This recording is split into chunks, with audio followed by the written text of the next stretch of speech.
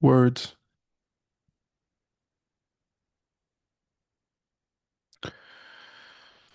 And we are almost live. Yeah, I think this is just going to be kind of my thing. Everybody has an intro lately, and they're making this sort of TV show kind of quality thing. Maybe we'll get there one day where we have a cool intro. I'm sure Erin will sing for the intro or something. I probably, well, I'll sing. It just won't sound as good, but that'll be a thing. But where'd she go? She always does this. She leaves me hanging, so I have to say all the words by myself. While all you internet people wait around for the real show to begin.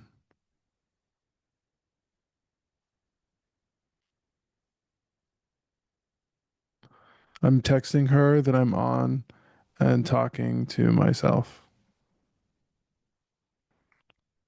Maybe she'll hurry then.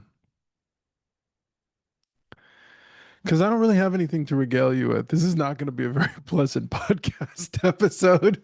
If you were looking forward to um, lots of wonderful entertainmentfulness, actually, I'm never really that entertaining. Unless I'm playing something. And by playing something, I mean an instrument. Otherwise, I'm just pretty dull and informational. Oh, it appears Erin is arriving, but her screen is off, her mic or her camera is off, and her mic is off. Hi. Her mic is now on. Okay, hold on. Your face is frozen. You're talking, but your mouth isn't moving. I wasn't talking just now. Now I'm talking. Is my mouth moving now? No. You want to know what I bet it is? Hmm. You have too many tabs open on your browser. I closed several tabs. You closed like 2 out of 500.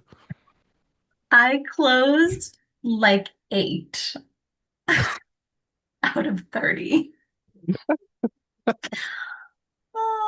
Oh, I did. That's okay. I don't leave a bunch of tabs open. What I do instead is I make multiple browser instances because I've got like on my work computer, I'll have my work browser and then I'll have like my YouTube browser and then I'll Mhm. have my regular everything browser and then I'll keep like 3 tabs in each of them. Nice. It's not nice. My Google Chrome flips out. It hates it. But what I do is because all of my work stuff is from the work browser, obviously. So if I Mhm. need to like log into something, then it goes through the work browser, right? Because I got to do my MFA, my multi-factor authentication. It's been authenticated. Hey, Oh, there you are. hello. Books. Mhm. You have books on your shirt. Bar magic. Magique. Ta-da. Magic books. Mhm. Jizz. Mhm. Very But cool. then my YouTube one, especially like when I'm studying something. So if I've got, because I'm doing this course right now, so um, I'll like watch a portion of the course or do a tutorial, or I'm Mhm. always on that YouTube University. I know Right? about you. Oh my God, this is probably why I'm up on the kid lingo. It's because I spend so much time on YouTube, and a lot of this stuff is for, you know, 20 somethings. Like that's the major, I think that's the big audience on YouTube is like, 25 or 20, let's see, 20 to 30 males. But Yeah. I mean, that's the thing with, young Gecko boy is that he got so into YouTube, But again, he was like watching that trash. He's just like, it's those videos where they have like Roblox characters and then they just turn up the speed and then they turn up the volume. And so they'll speed run Roblox. And somebody is like narrating, but they're narrating on fucking caffeine and oh my God, oh my God, ah, ah, and they're just screaming into the mic and everything is like really fast and like clipped. I hate it. Yeah, I hate it. It's funny about that, or not funny, I don't know, sad. I was downstairs for like a half hour on Sunday Hmm. making a protein shake, and one of the extra kiddos that likes to hang out at our house on the weekends was down here and making this noise on repeat. And I was like, why are you doing that? And can you stop it?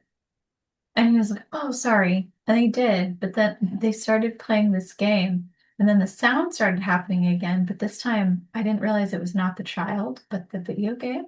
And I was like, Uh, oh, you make that noise because you listen to it on this screen all the time. And then it just has started coming out of your face. And it's not even a word, it's just a sound. And yeah, well, you know like what? you sound like a dying bird. And I don't, why? Monkey see, monkey do. Well, them kids is monkeys. Yeah. Just saying. But I was like, oh, we've downgraded. It's not even words anymore that I don't understand, like Riz and Sigma, That's like it. Okay, so sound. okay, wait a minute. Sigma actually has some basis in reality. Riz is just noises that people make from their fucking face. And they're like, this is a word now. And I'm like, is it? It's not. And that's why I think that all of these, sub Gen Z kids, I think Gen Z started this, and then everybody younger latched onto it because you know how the younger kids are interested in what the older kids are doing. And so you Mhm. got these like, and I don't know, Gen Z now, they're in their 20s, right? They're having to learn, they gonna learn today. Mhm, mhm, Um, mhm. I feel so bad for Gen Z though. They're like the lab rat generation Oh, because bummer. everyone was like, "Oh, let's try some social engineering experiments." You know, let's see Cool. if we can let's see if we can get more attention, right? Let's see if we can get more clicks. And so in order to get the attention and to get the clicks, well, what have they done? They have decided that they moved away from the video game model and the video game. So gamification, the whole idea with gamification was let's create video game elements in product to make them more engaging. So, okay, cool. We'll make an Okay. engaging thing. And at the time, video games that were popular, most video games were level up games where, you aside from a strategy game, for example, where like um, what is it, civilization, where you build a civilization and you're supposed to, even then, there's a level up. You're supposed to advance your civilization from like ancient era to classical era to the modern era by unlocking different technologies or different forms of government. So clearly, Mhm. the nerds play this game. I love it. Ah, I have watched you play this game many times and I really enjoy it. I'm like, oh, you got a weaponry upgrade, or you got new outfits, or you have a museum now and a library, and I get so excited. That's great. yeah, I love it when there's somebody who's like expansionism is in their agenda, and I also actually I'm not like a super expansionist. I generally just want resources that are associated with geography. So if there's a river, I want that river. If Yeah. there's, if there's a specific resource that's on that land and you got it, I'm Let me like, get that port. you know what I'll do? What I'll do is I'll vex the neighbor. I'll vex that guy who's got it to make him start a war with me, and Mhm. then I will defeat him in battle. and it's Outstanding. not my fault. Totally. He Why am I started so it. America right now? But like Dick Cheney America. Oh my God. Oh Ooh. no. Yikes. Whoops. That that may Uh-oh. accidentally, not actually accidentally, be my strategy for video games. I So, mean, a yeah. pretty into it. But either way, right? The whole leveling mechanism, I think of RPG elements, role playing game elements, where you build like your character through XP, and then um, add more and more advanced armor and weapons and abilities as you progress. So that Sure. progression style of video game um, was what gamification meant, 20 years ago. But now gamification is, instead of the level up game, they found that they could get more engagement um, with the casino type game. So, oh my God, my friend wants me to make him a betting app. He's like, "You're good at math and statistics and stuff, right?" I'm like, "Yes." And Definitely. he's like, Yeah. and he's like, "Do you want to make a gambling thing?" And I was like, "No, that's why I don't gamble. Is because I'm good at math." And statistics, right? Right? Like Yeah. that's really what it is that a lot of Um, gambling is just attacks on people who are bad at math. yeah. Um, and so, yeah, I did make, now that I say this, I did make an algorithm when I was in college to predict the outcomes of football games, and Mhm. man, was it accurate. Oh, So, I am not surprised. yeah. Oh, But I mean, I get that from one being a football player and then identifying what metrics my coaches were looking at. Because the coaches would talk about stats and they're like, well, we want you to, do this, this, and this. And then we found that the players with the least amount of penalties, the most, this and that. So I have like, so this is how I made my model was I started with the broad metrics that determine games. And so there's the general like team or game metrics. And then I have team specific metrics. And then I have player specific metrics. And so all of those things roll up into the probability of outcome for team A or team B. so And good. oh man, I made this So I made good. this in an Excel sheet, Yeah, okay? you did. Yeah, you did. 20 years ago, 15 That's years ago. delightful. And then I broke my computer and I lost my algorithm. Oh, Yeah. sad. Yeah, like the screen cracked or something. It was on a laptop and I was like, "Oh, I suppose I could get it fixed." And I carried that laptop around for years. And I was just like, "One day when I have enough money, I'll go and get it repaired." I could probably build a better algorithm now, Oh, all I'm things sure. considered. And if you went to re-engineer that, now you can just make it an app. Yeah. But all this to say is that he has this, this friend who's been making money, because he's got friends. Like his friend of a friend is a bookie, and so like they're taking all these things, and he's like, "How are you making Mm-hmm. this money?" And Hmm. betting is really big right now. So, um, Is that it? is the model that phones are using. Is oh God, Oh, what was the word he used? What were you saying? Go ahead. I was about to say the casino model. Hmm. Parlay. So again, I know nothing about betting other than the stock market Me and either. Like parlay on like pirates. yeah, right. So apparently a parlay is when you make bets on um, multiple different events.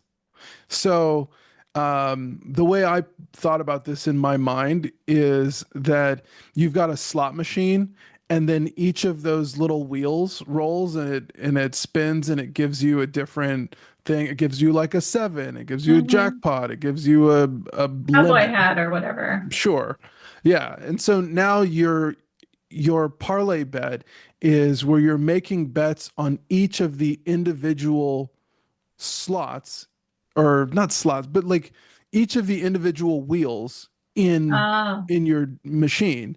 And so you get more winnings the more of these things you correctly predicted.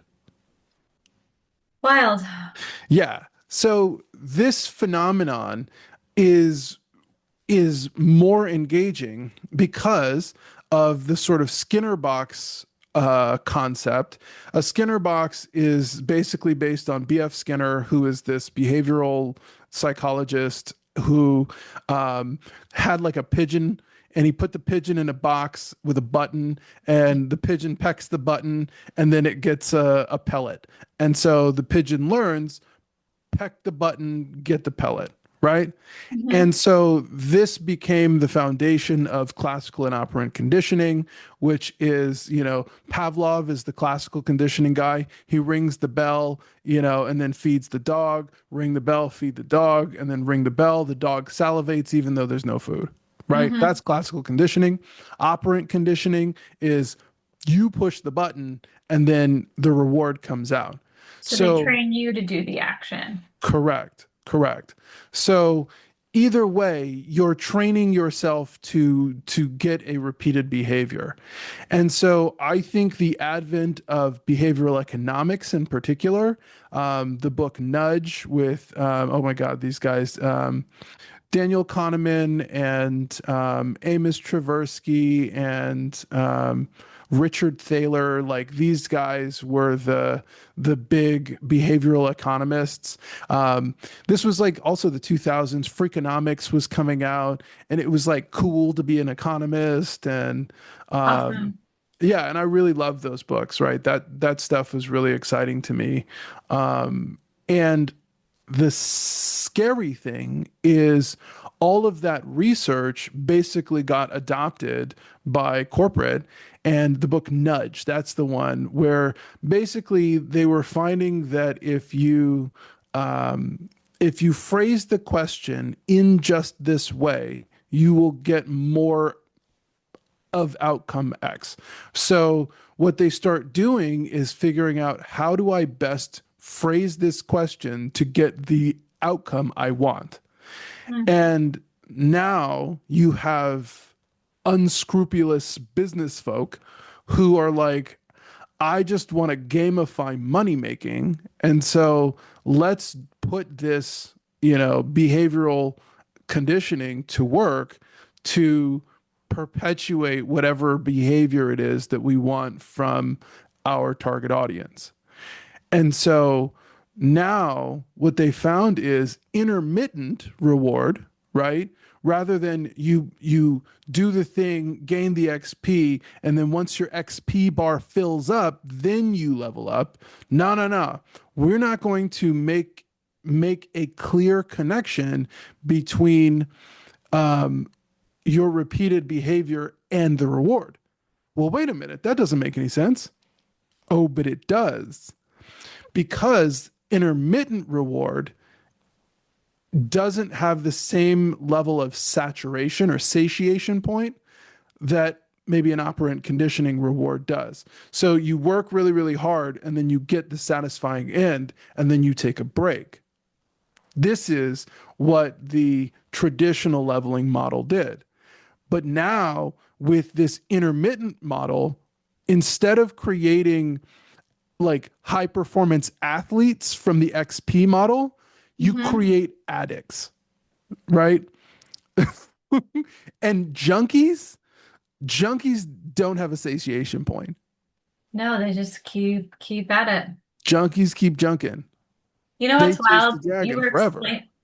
You were explaining this whole thing to me, and I just realized I grew up in gambling land.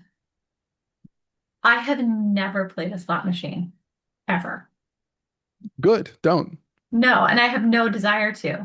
But I was just like, oh man, I watched this happen around me all the time. And Mm-hmm. casinos are a nightmare. They make it like they disorient you, they make it hard to find the exits. They bring you things so you don't have to move and you don't want to leave. And the food is all really inexpensive because they want to Hmm. put your money in the slots. So you can get lobster and steak for like $6 or something insane. But I'm like, oh God. And all the good restaurants and stuff were like inside casinos, and you had to enter this maze to get to the other places. My high school prom was in the ballroom of a giant casino. I'm sorry. Because that's like the only place to go with enough space in this area. But I was like, wow, I had no idea what was happening around me because I was just like, oh, that's a part of life here. Yeah. Casinos are the industry. Like I had several friends growing up whose parents were like card dealers because that's the industry that we lived in. And I was like, wow, now understanding all this stuff, I'm like, oh, wow, that's unfortunate. Yeah. And that's the thing is that the villain of the story is always like trying to build a casino, and they're trying to like remove some wholesome something so that they can put their casino in. You Hmm. know, Hmm. what was that? It was the Equalizer 3. The guy wanted to own the docks so that he could put this big highfalutin casino in, right? Yeah, the casino and the hotel. Yeah. Yeah. Yeah. And we So, watched it. Yeah, we watched a House of Lies episode recently too, where there were like two casino magnates that were at yeah. odds with each other. Yeah. Nonsense. Yeah. And so the I don't want to say irony, but this is a phenomenon that I think I was discussing with Kelly is that, and her reference was to a ship that I don't recall the name of, but it might, you know what, it might have been John Smith, the Pocahontas guy, Hmm. um, because she was reading a biography about this guy and saying like, oh wow, he was actually a really impressive dude, and there was this, I don't know if that's the same thing, but they all kind of live in the same place in my head. But there's this ship, and they didn't think that they were going to survive. They didn't think they were going to make it back to land. And so, the captain goes below decks to try and figure out why his people aren't, responding to orders and trying to get them through. And they're drunk. They're all down in the galley, like just getting wasted, and partying. And he's like, these guys are about to die. Why are they partying? And the answer is they're partying because they don't think they have hope of survival. And Let's so, go out on a high note and maybe a little wasted so it doesn't hurt so bad. exactly. And Yeah. so, what he initially thought was a lack of reality was actually them trying to go into virtual reality so that the reality of their situation, to escape the reality of their situation. And so whenever you start to see this sort of like economic downturn, you want to know who's doing fine? So The red light district. I'm sure it is.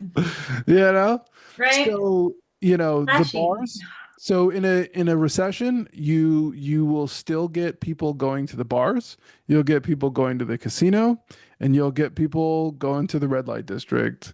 So what do we see right now? um I mean, shit. Nobody wants to say that we're in a recession, but we're in a fucking recession. Um, you look at the calculation for GDP, and there are a couple of little pluses and minuses that we like to throw in there. But if you take out some of those little pluses and minuses, it's like, whoa, this is not cracking. Hmm. So, this is one of the things that I was talking about when I was first evaluating that whole like Trump tariff situation. Hmm. And I looked at the plan and I was like, oh, okay, let me try to understand what's going on in this plan. And ultimately what they're doing is they're trying to adjust adjust currencies, but also create create incentives for other nations to trade with us. So it was just like this two-prong approach, but it's also like if it's also a negotiating tactic. And actually it's more the negotiating tactic than actually an economic plan. And so this is what Trump does. He wrote a book called like The Art of the Deal. He likes to negotiate. Um, Hmm. he's been called in by, politicians before to help with negotiations on things because that's what he does. Like he's good at it. You That's might not like like his the guy, favorite but he's thing, fucking good at that shit. right? So this was him posturing. And you and I were talking about this, about, what a politician has to do in order to, you know, not give away their hand.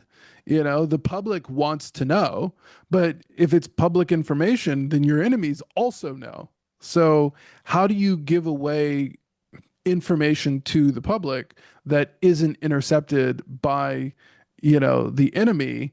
And so you kind of have to say generic shit. This is the other element of politicians, is that the more detail you give, the more likely you are to offend somebody or say something that is technically inaccurate.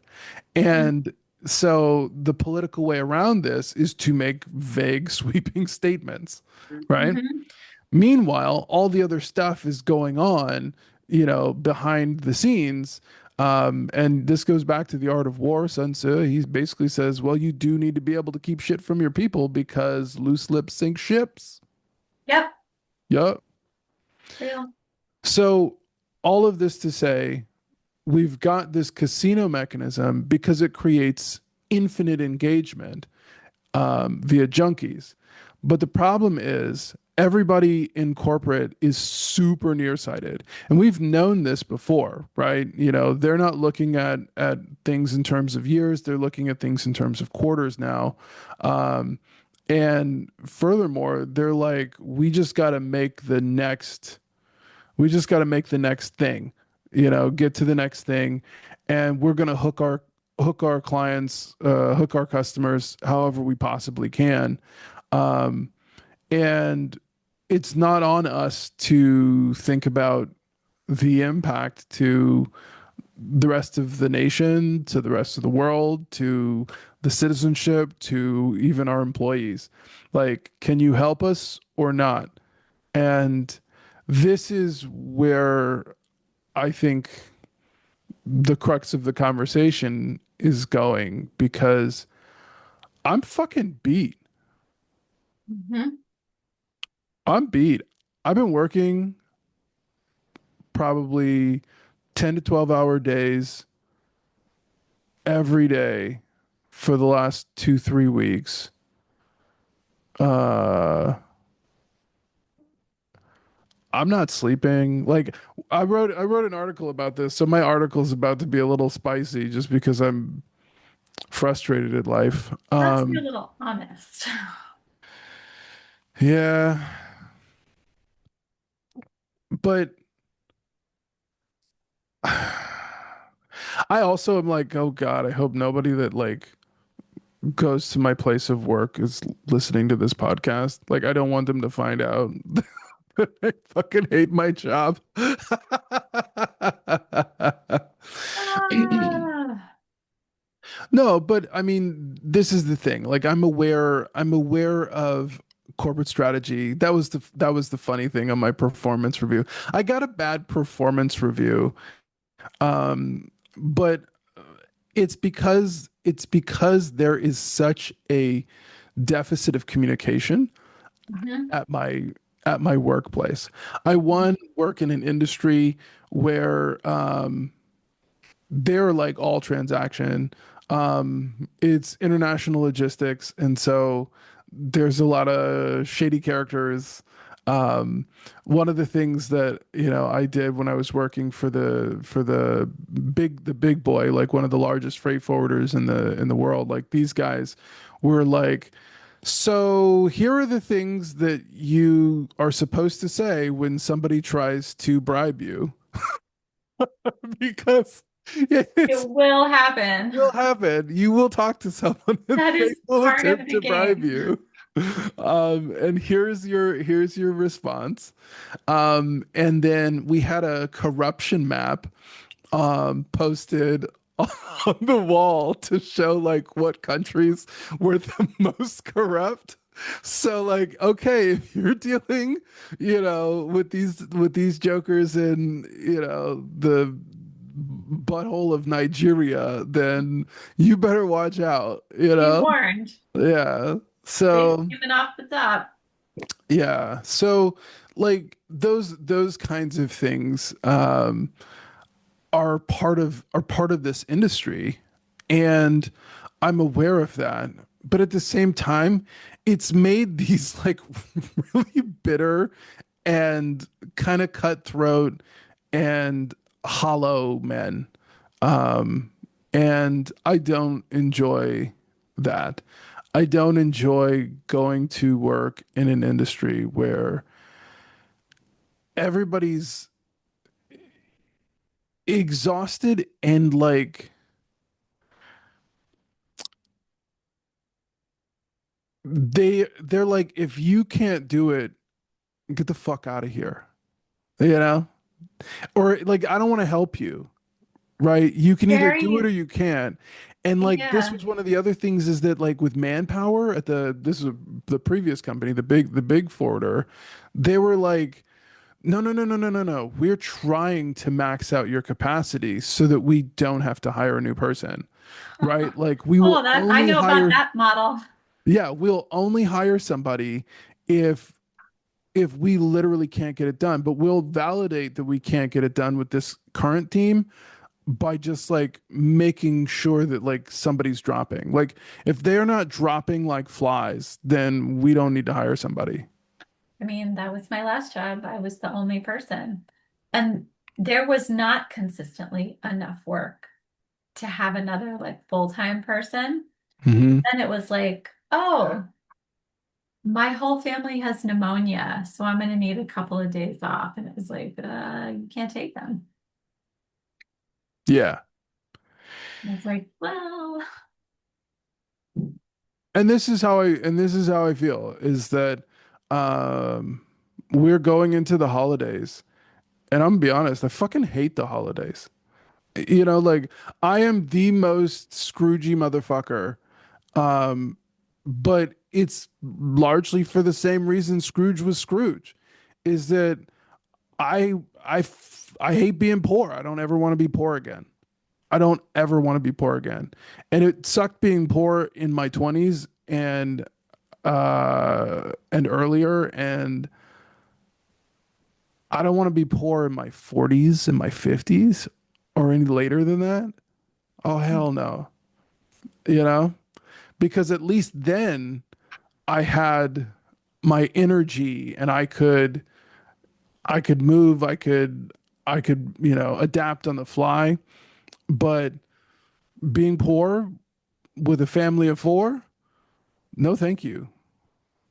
No thank you, evil. So I'm looking at this, and I go to work with these people who don't give a shit. They're looking out for number one. And I'm a team guy. I love working on teams. I love playing on teams. I mhm. love the camaraderie. I love the loyalty. And there's no team. Everybody's essentially a free agent. The company treats me like a freelance vendor, and they treat me like I'm the I'm like the guy at the Apple store. And they've come in and they want me to tell them everything that they want to know about the phone, and they want me to make their experience seamless. It's a DFY. They want me to do it for you. They don't want to lead, they don't want to manage, they don't want to teach, they don't want to mentor. They just want you to give them exactly what they want, and they want you to know what they want. They want you to know what they want when they walk in, or they expect the white glove service. They expect for you to yes sir, yes, like all that kind of stuff. That's sort of the expectation. And Homie, don't play that. That's not a team. Like, No. okay, if I'm just a vendor, right? And I am to you what, you know, Gary, the iPhone clerk is, to a normal person. Here's the other rub. I'm a great customer. When I Hmm. go someplace, like I like to make friends with the person I'm buying from. Hmm. Me too. I love to make friends at restaurants because then I go in there. The other thing, I've worked in restaurants. I don't want them to spit in my food because I'm a dick, right? So I got this mentality that you're good to everybody, from the person who cleans the floor to the person who sets course for the business. Like, you show respect to everybody. And yet, here I am in this environment where they would show respect to nobody unless they have the opportunity to give you a leg up. And so I go to work for this. And um, I got a bad review because they're like, you need more technical skill. And I'm like, you motherfuckers have no idea what my skill level is because you don't talk to me. I collect data points from everywhere. I'm the Borg, right? I assimilate information like nobody's business. You put me against ChatGPT, and if I can get the ChatGPT information in, I will be able to out ChatGPT the ChatGPT. 100%. So It doesn't help too. I think all those things you were saying about the environment that you work in are just exacerbated by the fact that most of you guys are remote. So nobody has to face anybody. Nobody has to you don't have to show up and you can just kind of be a dick from afar. yeah, and that's the thing I also generally hate about the internet. And this is why we're doing this podcast, is because I have a ton of trust issues, and I don't like I don't like that layer of anonymity, because 9 times out of 10, y'all motherfuckers wouldn't say that to my face. Absolutely not. Nope. And we talked about this just the other night about squaring up. And I wore a bow tie. Like, I often lean I lean so that I'm not as imposing, so as to show appropriate deference to management, because Mhm. I have found in my career that managers feel intimidated by my stature or by my intelligence. And so they often treat me harsher if their ego is insulted. So I have gone out of my way historically to laws of 48 laws of power. The first law is never outshine the master.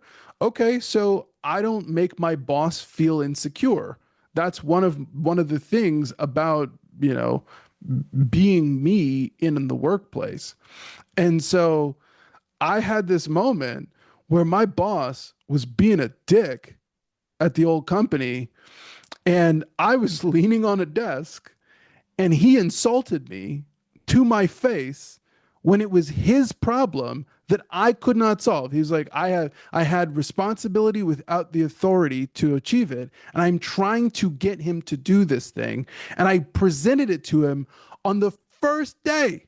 And I said, here is the problem that we need to do. And if we solve this one problem, it will have a cascading effect on 80% of our accounts. And he would not listen to me. And then I sent him the thing again and again. And then now he's like noticing, oh, well, this is a problem. Why aren't we doing all this? This is to get it done. And it's like, why haven't you done this before? And he starts ripping into me. And I stood up and I squared up and I said, do you think I'm stupid? And say it now in this nice, calm conversational tone, but I did not say it like that. And there was silence. The office went silent. And then I saw the look in this man's face and, freeze, flight, and fight. So he went into freeze mode. And I have seen this multiple times when someone has a visceral, you know, uh, lizard brain response to the situation they're in. And he became immediately and instantaneously aware that I was bigger than him and I was angry. And you are 6'1" and 230 pounds, and you like standing up, and you can move fast. So I you am deceptively standing fast. up quickly and like filling the space with your both physical and energetic presence. Uh-huh. And he had nowhere to go. He couldn't back up and he couldn't leave the space because we were in a cubicle. And so he couldn't move. And the only way he was getting out of that situation is if I let him out of that situation. Hmm. Nobody would go and come save him. And didn't you have the wherewithal in that instance to like politely excuse yourself to get some Yeah, air? I said, I'm gonna take lunch now. I don't think I anybody just was. walked out of the I just left. I was gonna say, I bet nobody questioned you. The And then outside. one of my homies was just like, dude, I thought you were gonna swing on him. And I said, I thought about it. It was close. It was close. And so you want to know what he did? Because there was a guy in between me and him. But the thing is, the guy in between me and him didn't know how to do anything about finance. So I was running the department. And because I didn't have years of experience, they put the guy with more experience in the place, but he ended up basically just manning the phones. So like, Like positionally, title wise, there was a guy yeah. between you and him. There wasn't a physical person between you and him in this No, scenario no, no, no, in the no, no. So cubicle. in the hierarchy, Okay. right? I had a supervisor, and so I was talking to my boss's boss. But my Okay. boss was basically working for me because I And ran the department when there was no boss, right? There was a vacuum and I was just handling it. And so they yeah, they put somebody in who didn't know how to do he didn't know the numbers. And so every month at closing, he's like, okay, hey man, can you help me with this finance stuff? And I was like, you got it. Like, you know? wasn't that like your agreement? He would handle some other part of the job that you didn't know Yeah, how to well, because I do? was like, I don't have time to answer every single email that comes in. And so you got to keep the emails off of me and elevate like what are the most important things. And so he would come, hey Nathan, can you like handle this thing? And I was like, dude, I got like three other things. He's like, I know, but could you just slide this one in? And I was like, okay, here's about how long it's gonna take me. Which one of these things, and this is what I think, oh my God, which one don't you want me to do? He's like, well, I need you to do them both. I can only do two out of three. Well, this is the most important one. Great. I'll do that. And if I Yeah. get time, you know, to do the third, I'll prioritize that. But you just derailed my entire fucking day, Yeah. with this last minute shit. Yeah. So, that's the job though. And so now I'm in this position where I have more time flexibility. Um, and on one hand, it's good that nobody just like bothers me.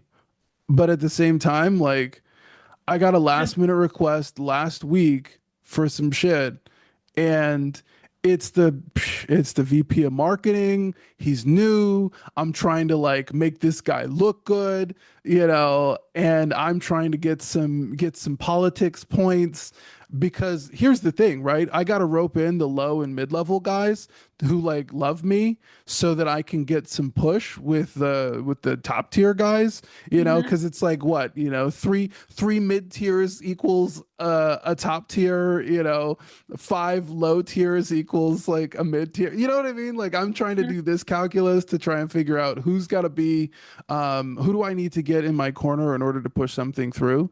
Hmm. Um, and because it's not good enough. It's not good enough if I just give them ROI, you know? They're like, They don't even they're like, well, it's not in my immediate vicinity, it's not immediately on my radar.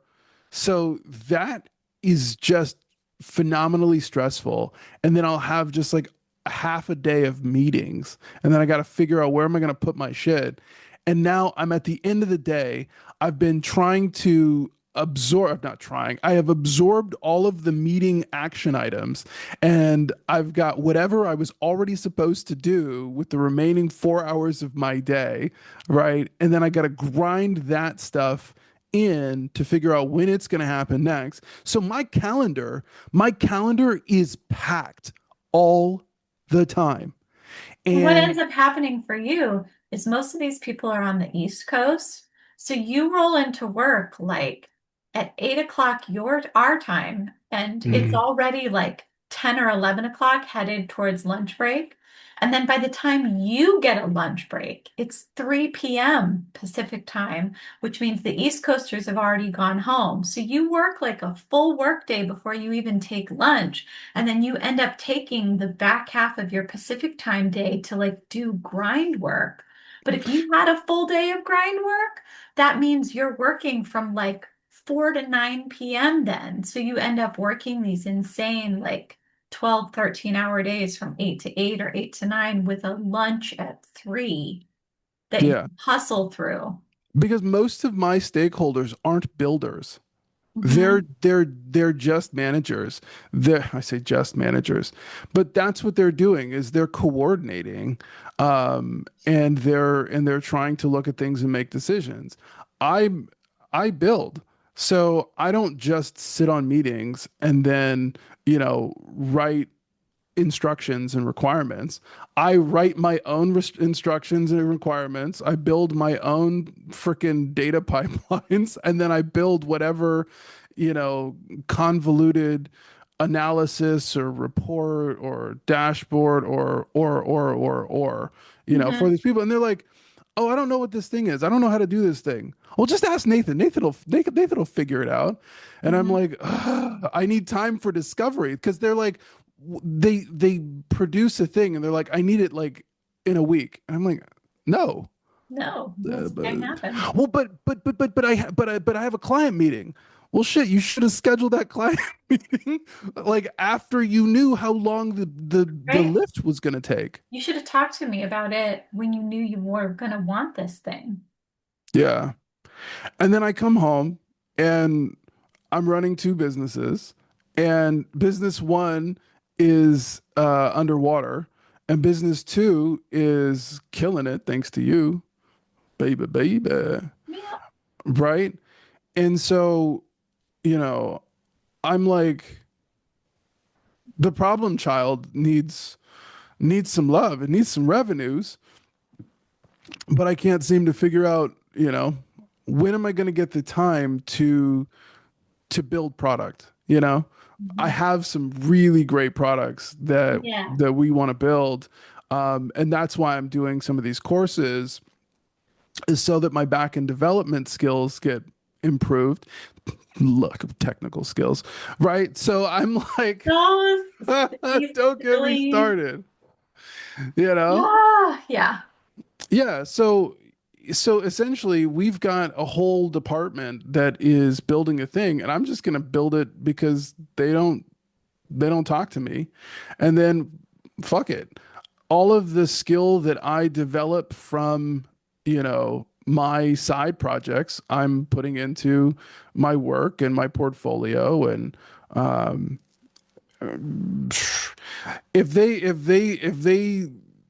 terminate me, because that's the thing, right? Pace. Like, what do I do if I get terminated? And ironically, the thing is, I end up doing mostly what I'm doing already, is improving my portfolio. But I do want to take the projects that I've completed for this company, because I've made these motherfuckers a lot of money. Um, Like millions. Billions? Is it billions of dollars? nah, I haven't made them billions, but I've definitely made them more than $10 million in the last 3 years. Um, So just saying. neon. Um, but you know, I'm looking at this, and again, it's new management and all this other stuff. So I'm like, what do I do if they let me go tomorrow? What do I do for Thanksgiving? What do I do for Christmas? And then I'm back to being at that warehouse job, um, where I'm like begging for holiday hours and there's only so many slots.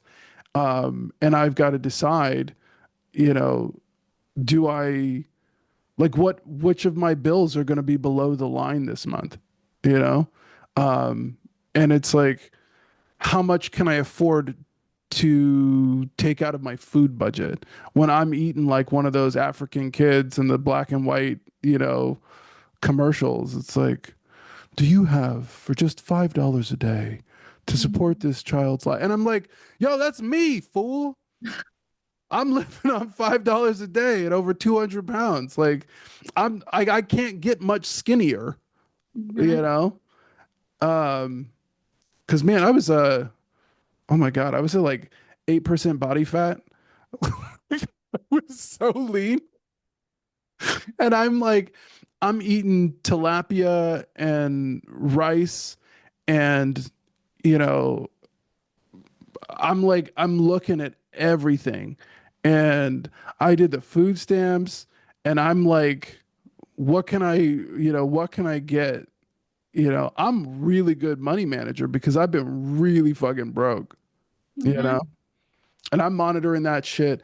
And every time something came in that was unexpected, right? I'm like, oh my God, you know?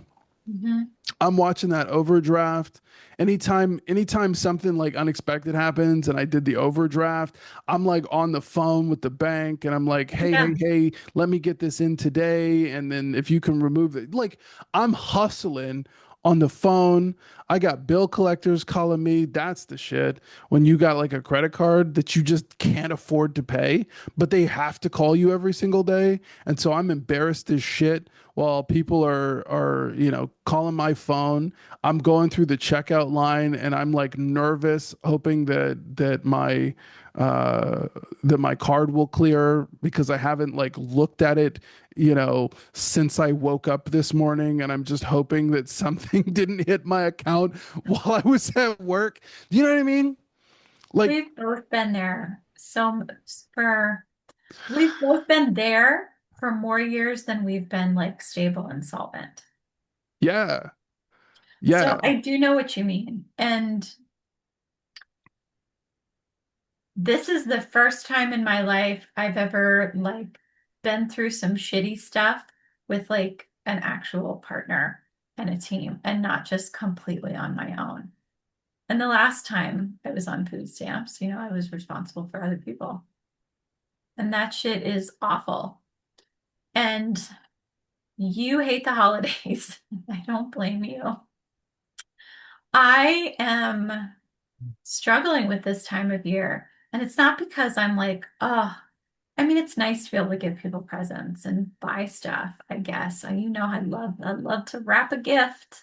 yeah. Love me a gift You are wrap. very good at the gift wraps. I Your love a gift bows and wrap. your bow, you're the like the wrap, The ribbon. the ribbon. Thank you. You're good. You're Thank really you. good with the ribbon. Thank you. Just saying. I used to volunteer as a gift wrapper at the mall. Hmm. Anyway, I love a gift wrap, but it's not about like the holiday season for me is not about like getting stuff. I'm not like, you can't buy me a bunch of presents. I have what I need, and what I want is to hang out. Like, I want to hang out with you. I want to hang out with the boys. Like, that's all I really need. And I do like the holidays, but not for the commercial aspect of it because I like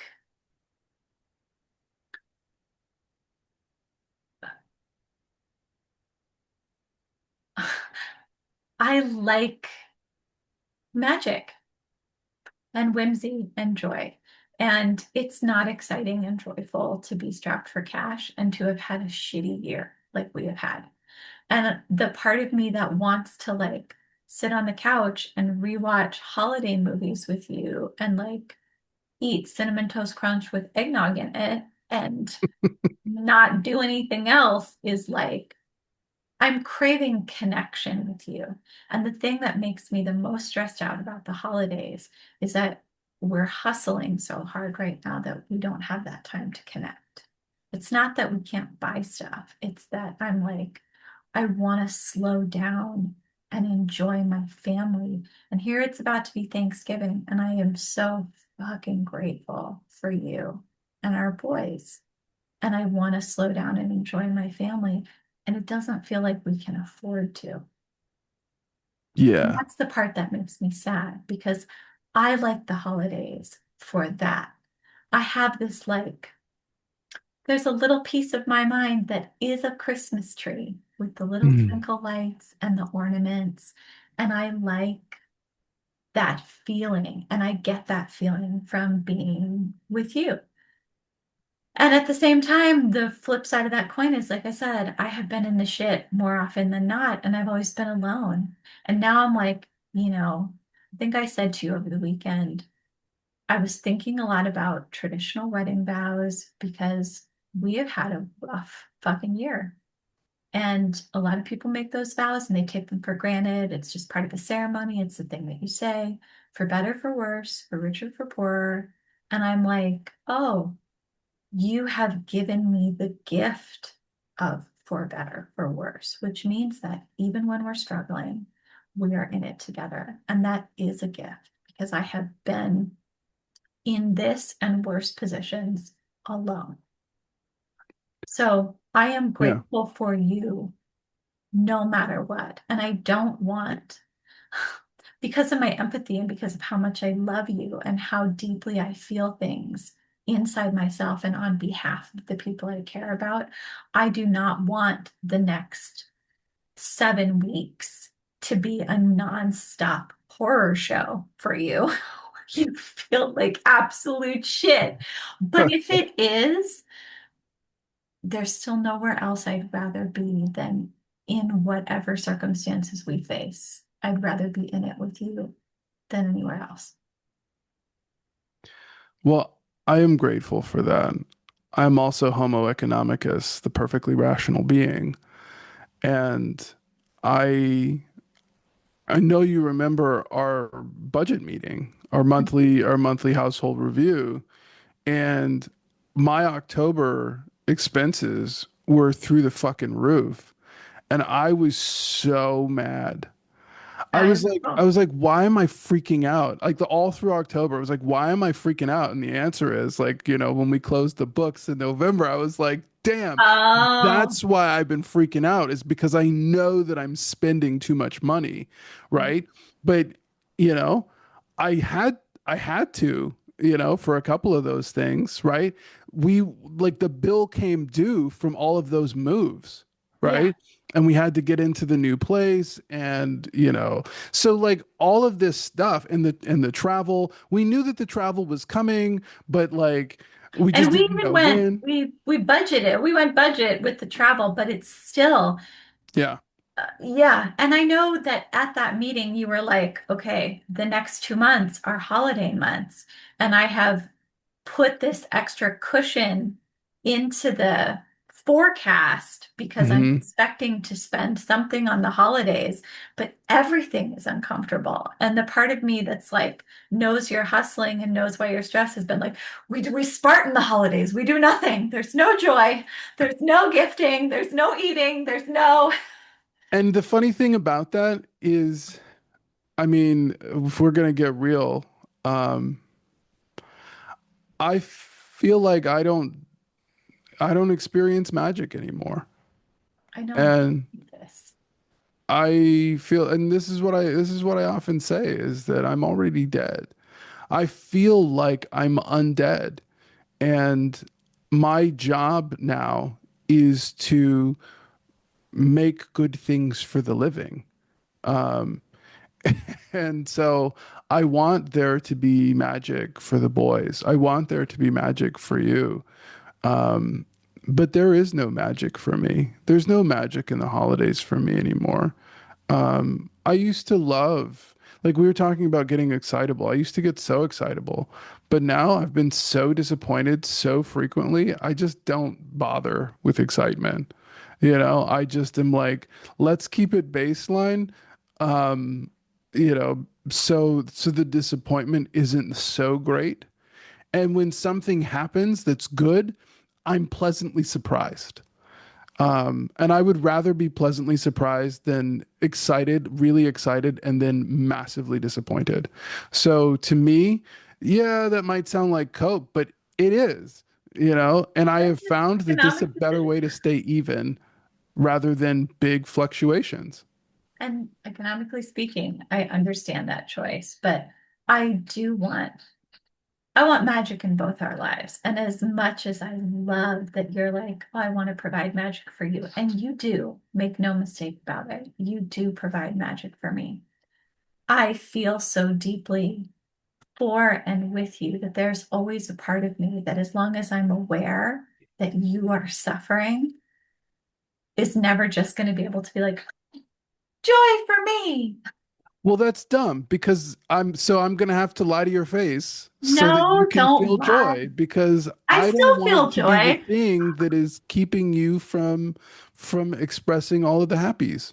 You're not keeping me. That's my point. You're not keeping me from it. And I'm like, I have a partner who I'm aware of and who I love and who I value. And you're working so hard to make magic for me and these kids. You even are allowing the cat to go on living. And it's like, it's such I'm okay a with gift. all the other shit. It's that fucking cat I though. know that bastard, That little still waste of unemployed, space who's still he's unemployed. unemployed and he's like, you know what he is? He's like that pretty guy who who just like shows up and he bums shit off of you all the time. He like comes over and he like eats your food and then he Mhm. like tries to steal your girlfriend. Like that's what the cat is. The cat is You, like that. You know what he is? He's Joey, I but know. like worse. Joey's actually likable. And you tolerate the cat on my behalf. And so that's what I'm trying to say to you is that I have you. So I have magic. You exist and I get to be with you and we have a family and I get to spend the holidays with you. That is the magic. Even if I'm going Super Saiyan and creating like fire all around me at all times and Still my Kamehameha favorite. waving, at the neighbors and blowing up the playground. You are still my favorite person and still like the best man I've ever known. That's because you are a psychopath. Okay, I accept. Okay.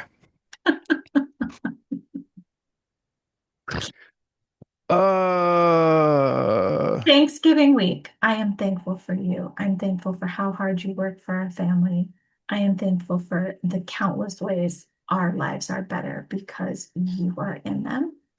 And I am thankful for everything we have survived together this year, all that you have taught me this year. And I'm thankful that I have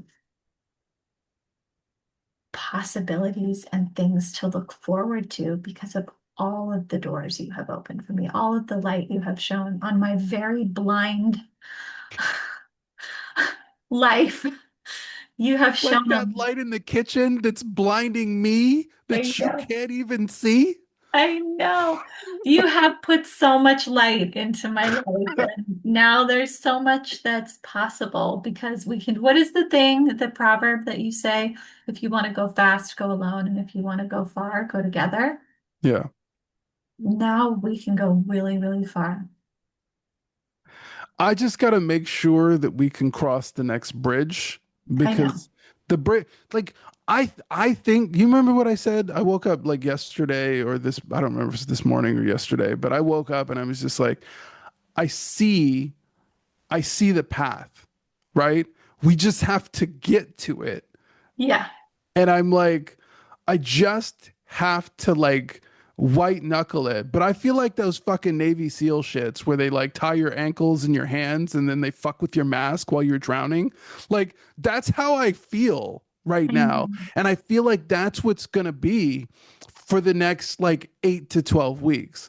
And so I'm just like, you know what it is? It's like we just watched The Knight's Tale. I'm like, take my visor, put it down. It's time to fucking joust, bitches. You know, and so like that's me. I'm in just full fucking battle mode for the next 8 to 12 weeks. And we've got a holiday and I'm supposed to pretend that I'm not like cut and bleeding. Like Right. You're like bleeding under your armor and you're like, this is fun. there's okay, so we'll end with this because this is going to be the title of the article that comes out on Wednesday. So if this comes out on Tuesday, then the next day it'll be the article and it's Article. called Endurance.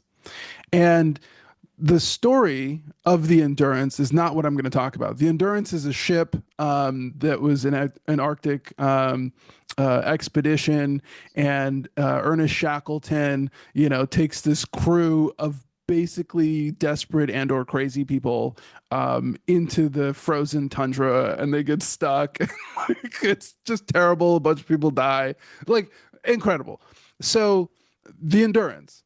But what I'm actually going to talk about is Plutarch, who talks about a bunch of different, figures. He's like chronicling figures, and he chronicles Lycurgus of Sparta, who is like the main dude, who created a lot of what we now know as Spartan culture.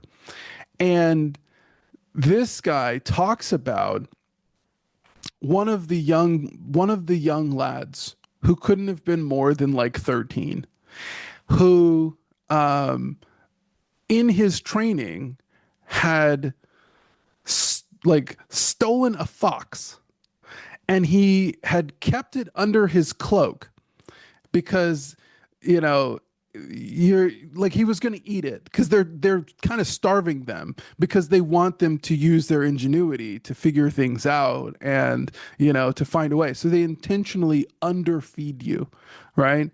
And this boy is like in the frigid cold, and they've got their cloaks on, and this boy had been hiding this fox under his cloak, and the fox kept biting him, but nobody knew that he had the fox because he maintained such composure despite the pain.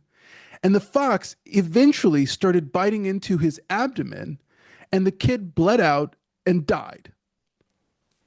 And they said of this young lad that he was a true Spartan because he never flinched, even at his own death, broke ranks, or was found out that he had taken this fox.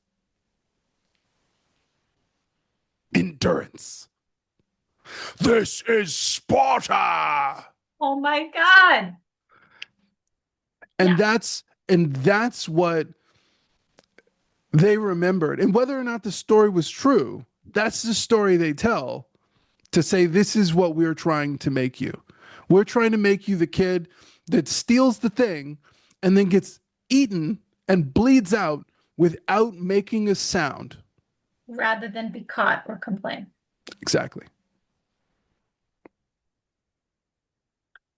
Okay.